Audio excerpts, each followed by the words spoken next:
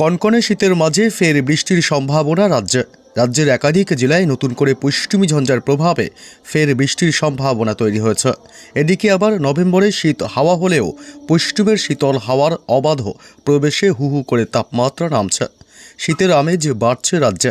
আবহাওয়া দপ্তর বলছে আগামী 24 ঘন্টায় আরও বাড়বে ঠান্ডা। তাপমাত্রা আরও নামবে দক্ষিণবঙ্গে। এমনিতেই স্বাভাবিকের নিচে রয়েছে তাপমাত্রা।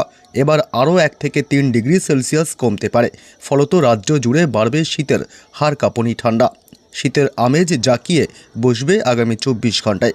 আগামী 7 দিন রাজ্যে শুষ্ক এবং ঠান্ডা আবহাওয়া বজায় থাকবে বলে জানিয়েছে আবহাওয়া দপ্তর। শীতের অনুভূতি আরও বাড়বে দক্ষিণবঙ্গের জেলাগুলিতে। একই সাথে বাড়বে কুয়াশাও।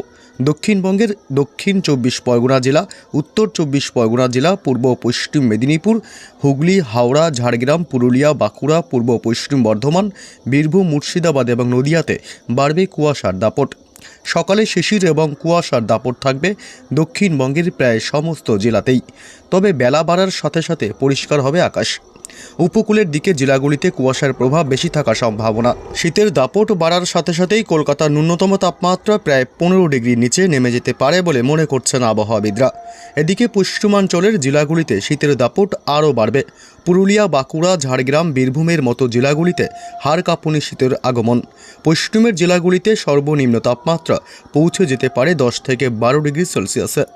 দক্ষিণবঙ্গের প্রায় সব জেলাতেই স্বাভাবিকের নিচে থাকবে তাপমাত্রা।